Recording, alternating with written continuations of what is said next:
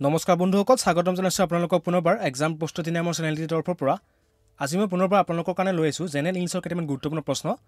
যিটা প্ৰশ্ন হয়তো আপোনালোকৰ আহিবলগীয়া এপিডিচিএল পৰীক্ষা হাইকোৰ্টৰ পৰীক্ষাৰ লগতে সাব ইন্সপেক্টৰ পৰীক্ষাৰ কাৰণে গুৰুত্বপূৰ্ণ হ'ব পাৰে আৰু আশা কৰিছো আপুনি যাতে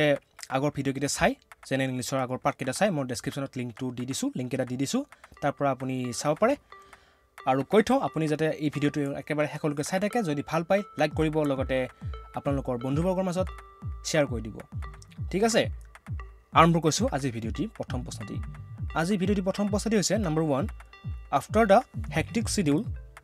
দে had a weekend in Goa after the hectic schedule they had a weekend dash in Goa এতিয়া এনসাৰটো হ'ব option number B trip After the hectic schedule, they had a weekend trip in Goa. Yet vacation hobo noare. ঠিক আছে?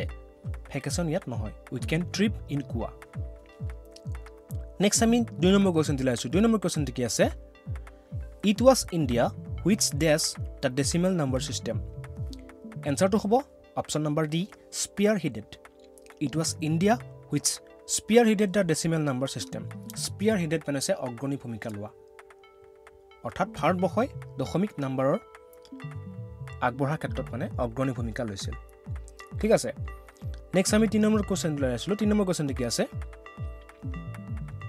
few people know that Uncle Sam is the dash for the USA few people know that Uncle Sam is the dash for the USA answer to hobo option number A pseudonym few people know that Uncle Sam is the pseudonym for the USA বহু কম মানুহে জানে যে আমেৰিকাৰ এটা ছদ্মনাম হৈছে আঙ্কুল same ইয়াত pseudonym মানে হৈছে ছদ্মনাম নেক্সট আমি 6 নম্বৰ কোৱেশ্চন দিলাইছো 6 নম্বৰ কোৱেশ্চনটো কি আছে they are the dash of erstwhile royal families they are the dash of erstwhile royal families they are the descendants of erstwhile royal families They are the descendants of erstwhile royal families is the right answer. Option number B is the right answer. Descendants মানে কি বাৰু? Descendants মানে হৈছে উত্তৰ পুৰুষ। Next আমি 5 number question দিলাইছো 5 number কোৱেশ্চনটো কি আছে? He was felicitated by the president for his death in wartime. Answer to হ'ব option number B prowess. Prowess মানে হৈছে বীৰত্ব। তেখেতে যুদ্ধৰ সময়ত দেখুওৱা বীৰত্বৰ কাৰণে ৰাষ্ট্ৰপতিৰ দ্বাৰা সন্মানিত হৈছিল এটা prowess মানে হৈছে বীৰত্ব তো সম্পূৰ্ণ বাক্যটো কি হ'ব এতিয়া he was felicitated by the president for his prowess in wartime next 6 number question কি আছে credit must go to the Indian dash for developing hybrid varieties for food grains মানে হাইব্ৰিড প্ৰকাৰৰ বা হাইব্ৰিডৰ বিভিন্ন ধৰণৰ প্ৰকাৰৰ বীজ উলিওৱাৰ কাৰণে he credit to bar কালৈ যায় that credit goes to agronomist so option number C is the right answer credit must go to the Indian agronomist for developing hybrid varieties for food grains অৰ্থাৎ hybrid ভ্যাৰাইটি বিলাক কোনে develop কৰে agronomist বিলাকে develop কৰে তো right আনসাৰটো হ'ব agronomist বাকি কিটা নহয় ঠিক আছে নেক্সট আমি 7 নম্বৰ কোৱেশ্চন দিলা আইছো 7 নম্বৰ কোৱেশ্চনটো কি আছে After the accident, he strictly adheres to the dash specified by the doctors. After the accident, he strictly adheres to the dash specified by the doctors. Answer to hobo regiment. Regiment মানে হৈছে কিছুমান আচাৰ বিধি যিবিলাক আচাৰ বিধি doctor এজনে তেখেতক দিছিল মানে এক্সিডেন্টৰ পিছত ইয়াত প্ৰেসক্ৰিপচন ট্ৰিটমেন্ট গাইডলাইনছ নহয় ইয়াত ৰেজিমেন্ট বুজাই ঠিক আছে ডক্টৰ সকলে যি সকলৰ মানে এক্সিডেন্ট হয় বা কিবা বেমাৰ পাতি হয় তেওঁলোকৰ মানে চলিবৰ কাৰণে ভালদৰে চলিবৰ কাৰণে কিছুমান আচাৰ বিধি ডক্টৰ সকলে নিৰ্ধাৰণ কৰি দিয়ে সেই মতে তেখেত চলিছে গতিকে তাক বুজাবলৈ ৰেজিমেন্ট শব্দটো ইউজ কৰা হয় ইট গাইডলাইনছ বুলি নকয়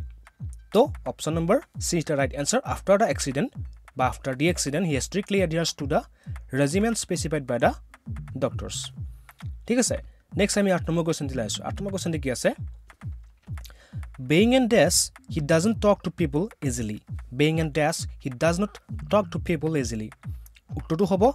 introvert. Option number B is the right answer. Being an introvert, he does not talk to people easily. Introvert মানে হৈছে আমি যিবিলাক মানুহক আমি অন্তৰ্মুখী বুলি কওঁ সেইবিলাক ইন্ট্ৰোভাৰ্ট বুলি কোৱা হয় যে কেৱল নিজৰ কথা ভাবি থাকে বা মানে নিজৰ ভাৱতে বিভোৰ হৈ থাকে তেওঁলোকক কোৱা হয় ইন্ট্ৰোভাৰ্ট বুলি তো option number B is the right answer being an introvert he does not talk to people easily next আমি 9 নম্বৰ কোৱেশ্চন দিলা 9 নম্বৰ কোৱেশ্চনটো কি আছে the Hindu pundits are expected to be answer to hobo celibate the Hindu pundits are expected to be celibate celibate মানে হৈছে অবিবাহিত ঠিক আছে এতিয়া ব্যাচেলৰ মানে অবিবাহিত বুজায় আনমেৰিড মানে অবিবাহিত বুজায় সিঙ্গল মানৰ প্ৰায় অবিবাহিতৰ নিচিনাই হয় এতিয়া কথাটো হ'ল এই সেলিবেট শব্দটো কিয় ইউজ হ'ল এই বাক্যটোত কাৰণ ইয়াত যেহেতু ধৰ্মীয় কথা আছে ধৰ্মীয় কথা ক্ষেত্ৰত কি হয় মানে যিসকল মানুহে ধৰ্মৰ কাৰণে বিয়া নহ বুলি শপত খায় তেওঁলোকক কোৱা হয় সেলিবেট বুলি এটা স্পেশাল ওয়াৰ্ড হৈছে সেলিবেট যিসকলে মানে এইটো ধৰ্মৰ ক্ষেত্ৰত খাটে তো এনসাৰটো হ'ব ইয়াত celibate the Hindu pandits are expected to be celibate right answer is option number D celibate next আমি একেবাৰে শেষৰ কোৱেশ্চন দিলে আইছো 10 নম্বৰ কোৱেশ্চন দিলে আইছো কি আছে after so many jobs he finally carved himself a dash as a journalist after so many jobs he finally carved himself a dash as a journalist yet answer to hobo niche ঠিক আছে নিচে মানে উপযুক্ত মানে বহুত চাকৰি কৰাৰ পিছত তেখেতে এজন সাংবাদিক হিচাপে এজন উপযুক্ত স্থানত তেখেতে নিজকে বহুৱাইছিল নিচ মানে এটা উপযুক্ত তো option number C is the right answer after so many jobs he finally craft himself a niche as A journalist তো বন্ধুসকল একেবাৰে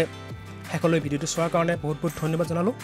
যদি ভিডিঅ'টো ভাল পাইছে পুনৰবাৰ কৈছোঁ আপুনি লাইক কৰি যাব লগতে শ্বেয়াৰ কৰিব আপোনাৰ বন্ধুবৰ্গৰ মাজত পুনৰবাৰ লগ পোৱাৰ আশাৰে আজিলৈ ইমানেই ধন্যবাদ জয় অসম জয় ভাৰত